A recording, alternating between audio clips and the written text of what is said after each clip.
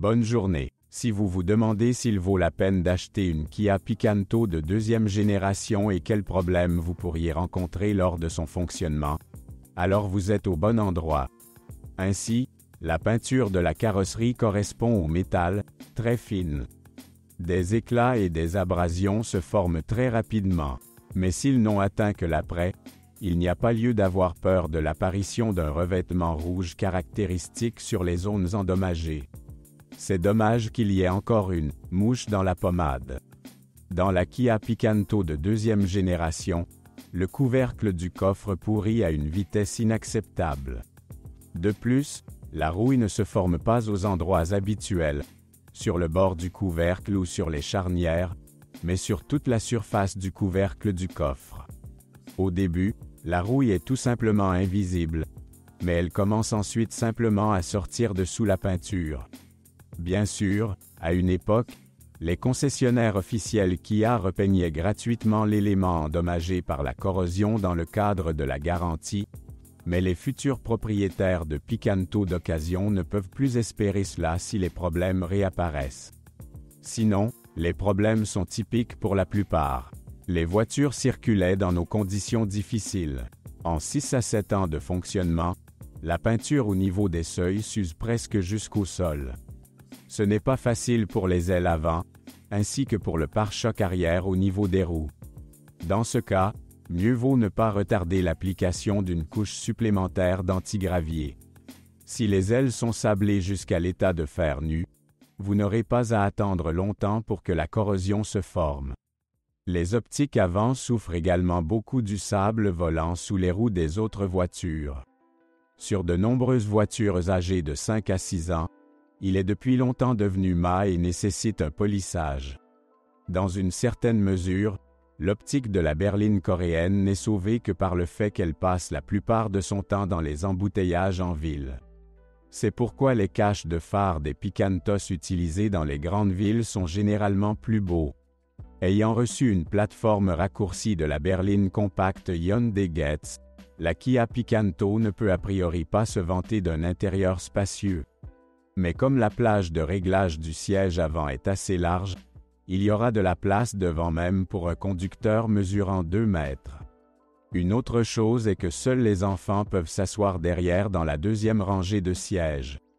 Vous ne pouvez pas non plus compter sur 3 passagers adultes assis confortablement à l'arrière du Picanto. Le coffre n'impressionnera pas non plus par sa taille. Son volume de 200 litres ne suffit que pour quelques sacs du supermarché et le kit obligatoire pour un automobiliste. Cependant, il n'est pas nécessaire d'exiger autre chose d'une berline urbaine miniature. L'intérieur de la Picanto est joli, mais seulement si les propriétaires précédents y faisaient attention. Le plastique intérieur dur se rit rapidement, donc après une inspection minutieuse, de petits défauts peuvent être trouvés dans presque tous les Picanto utilisés. Une autre plainte typique est le son dégoûtant de la radio. Les enceintes standards ne conviennent que pour écouter des informations et ne contribuent en aucun cas au plaisir d'écouter de la musique de haute qualité.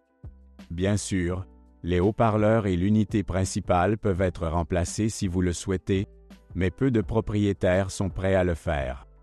Une nuance importante. La dynamique déjà sans importance de la berline coréenne s'aggrave lorsque le climatiseur est allumé. Il n'est pas surprenant que certains propriétaires tentent de l'éteindre pendant un certain temps avant des dépassements intenses. Les propriétaires de versions pré-restylées de la Picanto doivent également se rappeler que leurs voitures n'ont pas d'indicateur de température du liquide de refroidissement dans le combiné d'instruments. Elle n'a retrouvé sa place qu'après le restylage de 2015. Il y a peu de plaintes électriques, mais de temps en temps, les propriétaires de Kia Picanto devront résoudre des problèmes mineurs. Par exemple, une berline coréenne peut provoquer des ratés d'allumage dans les cylindres et l'allumage soudain du voyant check engine. Le plus souvent, les bougies d'allumage qui doivent être remplacées sont à blâmer. La durée de vie des bougies n'est pas très longue, car l'humidité pénètre dans les puits des bougies. En règle générale, après avoir remplacé un jeu de bougies d'allumage, les symptômes désagréables disparaissent. Il y a également des plaintes concernant l'unité de chauffage du volant. Il grille très souvent sans raison apparente. Si la Kia Picanto est utilisée dans des régions froides, les propriétaires auront probablement souvent un mot méchant pour la petite batterie standard faible. La batterie peut geler presque complètement si la température descend à seulement 15 degrés en dessous de zéro. Naturellement, il ne sera pas possible de démarrer la voiture normalement après cela.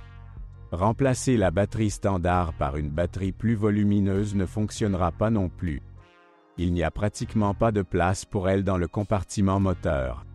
La combinaison la plus intéressante de moteur et de transmission dans le cas de la Kia Picanto est considérée comme un moteur à essence de 1,2 litres de la série G4L développant 85 chevaux et une transmission automatique.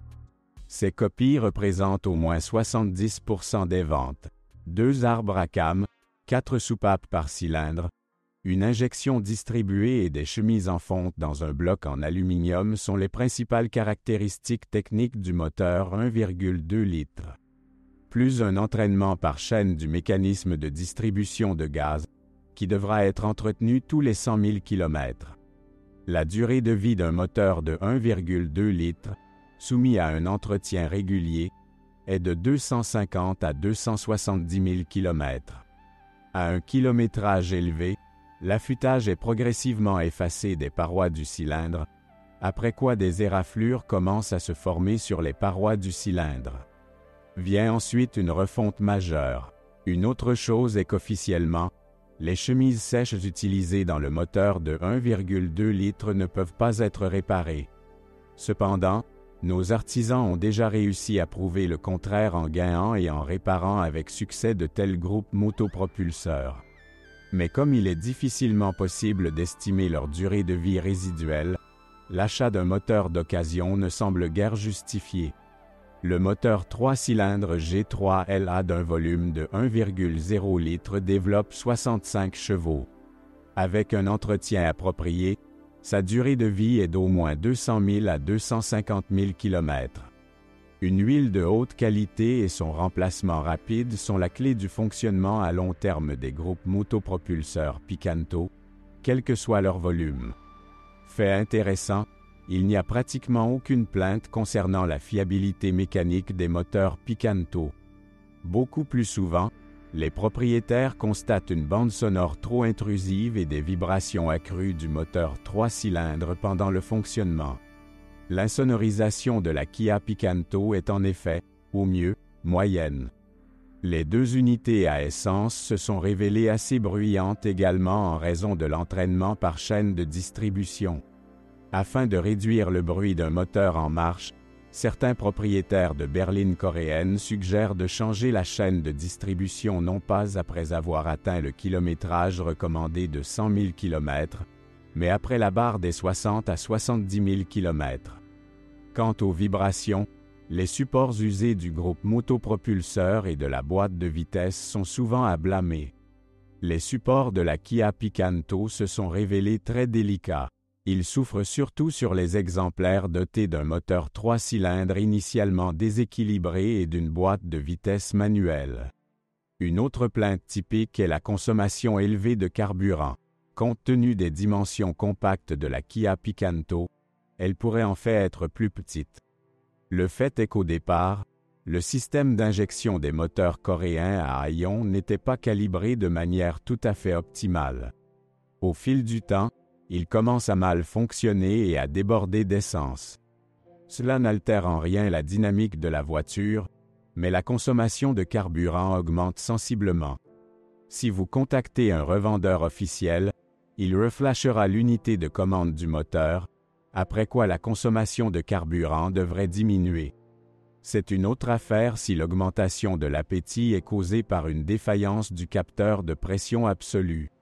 Lors du changement de génération, la société coréenne a décidé que le nouveau produit n'avait pas besoin de la transmission automatique Jatco JF405E utilisée sur la première génération de la voiture. La Picanto de deuxième génération a reçu une transmission automatique de conception propre à Kia, Hyundai. Le changement de transmission n'est pas difficile à expliquer. Jusqu'en 2011, la boîte de vitesse à 4 vitesses de Jatco ne pouvait pas se vanter d'une grande fiabilité et présentait souvent de mauvaises surprises. Cependant, notre propre boîte s'est également avérée loin d'être sans problème. Les Coréens se sont franchement enthousiasmés lorsqu'ils ont annoncé que la transmission automatique avait une durée de vie de 200 000 km. En fait, la box s'est avérée très capricieuse et tombait souvent en panne bien plus tôt. Le boîtier compact n'était initialement pas conçu pour un couple supérieur à 125 Nm. En conséquence, le convertisseur de couple et les embrayages souffrent grandement des démarrages brusques et de la conduite active. Un indicateur unique d'une utilisation intensive de la Picanto est l'huile brûlée dans la transmission automatique, mais seuls quelques acheteurs creusent aussi profondément lorsqu'ils achètent une berline coréenne d'occasion. Kia elle-même conseille de mettre à jour l'huile de transmission automatique et les filtres tous les 70 000 km. Mais l'expérience réelle d'exploitation montre qu'il est préférable de réduire l'intervalle de remplacement à 50 000 à 60 000 km. Cependant, même les conducteurs prudents ne sont pas à l'abri de problèmes liés aux transmissions automatiques. Il existe des cas connus où, en déplaçant le sélecteur de transmission de la position « drive » à la position « reverse », les propriétaires ont entendu un bruit métallique désagréable sous le capot. Parfois, les supports de groupe motopropulseurs et les boîtes de vitesse usées sont à l'origine de bruits parasites. Dans ce cas, résoudre le problème sera relativement peu coûteux. C'est pire si la transmission automatique elle-même ne peut pas décider du rapport sélectionné et commence à s'y perdre. Dans ce cas, vous devrez changer les capteurs de pression d'huile, ainsi que les capteurs de vitesse de rotation de l'arbre d'entrée et de sortie. Un autre dysfonctionnement typique concerne les fuites d'huile provenant de joints usés. En règle générale, les premières fuites sont détectées après un kilométrage de 60 000 à 70 000 km. C'est à partir de ce kilométrage qu'il faudra surveiller régulièrement la quantité de lubrifiant dans la transmission automatique. Une sorte de « cuillère de miel » dans une image peu attrayante est le faible coût de reconstruction de la transmission automatique Picanto. Il y a beaucoup moins de problèmes avec une transmission manuelle à 5 vitesses. À un moment donné, la société coréenne a déclaré qu'une vidange d'huile dans une transmission manuelle n'était pas nécessaire. Mais dans nos conditions, une vidange d'huile tous les 50 000 km ne serait certainement pas superflue. Dans ce cas, les mécaniciens sont tout à fait capables de parcourir au moins 250 000 km. Quant aux dysfonctionnements possibles, leur liste est petite. À kilométrage élevé, la boîte commence à émettre un bourdonnement caractéristique, indiquant une usure du roulement de l'arbre d'entrée. Si vous entendez un craquement ou un crépitement lors du changement de vitesse, la cause doit être recherchée dans les engrenages et les synchroniseurs usés. Avec une conduite agressive, les problèmes ci-dessus peuvent se manifester déjà après un kilométrage de 60 000 km. Sur la Picanto mise à jour, des problèmes similaires surviennent un peu plus tard, après un kilométrage de 80 à 100 000 km. Merci aux ingénieurs qui, lors de la modernisation, ont légèrement modifié la boîte, grâce à quoi la fiabilité des anneaux et des écrous des synchroniseurs de première et deuxième vitesse est devenue plus élevée. De plus, après un restylage en 2015, un synchroniseur est apparu sur le train arrière d'une transmission manuelle. Cela n'a pas modifié la ressource, mais il est devenu plus facile d'engager la marche arrière. La durée de vie de l'embrayage est de 120 à 150 000 km. La suspension de la Kia Picanto est simple. Une jambe de force McPherson à l'avant et une poutre de torsion à l'arrière. Malheureusement, la simplicité technique a affecté le confort de conduite.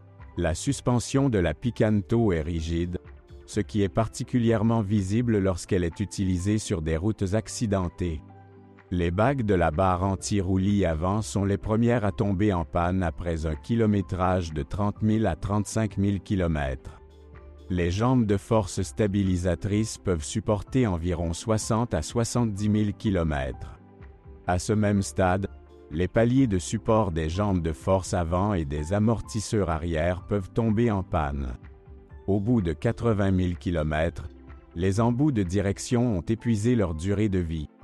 À ce stade, la plupart des propriétaires de Picanto doivent changer leurs amortisseurs avant. Les rotules de la suspension Kia Picanto sont considérés comme ayant une longue durée de vie.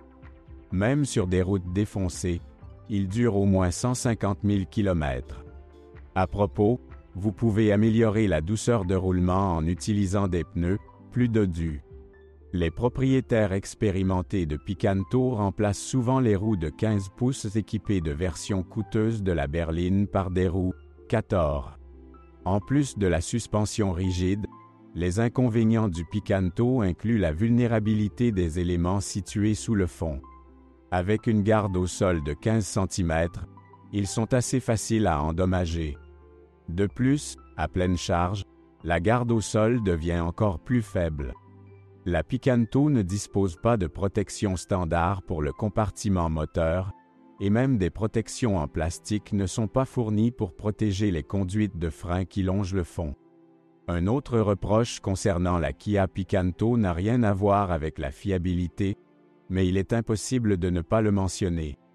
Les Coréens n'ont équipé que la version haut de gamme de la Picanto d'un système de stabilisation. Considérant que ce modèle est le plus souvent conduit par des femmes ou des conducteurs novices, de telles économies sur la sécurité semblent franchement inappropriées. Mais si l'on évalue la deuxième génération de Kia Picanto dans son ensemble, le tableau est très bon. La berline coréenne n'a pas de points faibles évidents, et les sommes qui devront être dépensées lors de son exploitation seront probablement faibles. Quelle n'est pas la citadine idéale? La seule chose qui me dérange vraiment, c'est le prix. Pour sa taille compacte, la nouvelle Kia Picanto de deuxième génération était en effet d'un prix prohibitif. La situation n'a pas changé aujourd'hui, alors que la Picanto de deuxième génération se trouve exclusivement sur le marché secondaire. Si vous êtes propriétaire, assurez-vous de laisser un commentaire sur cette voiture. Votre avis aidera certainement les autres à choisir une voiture.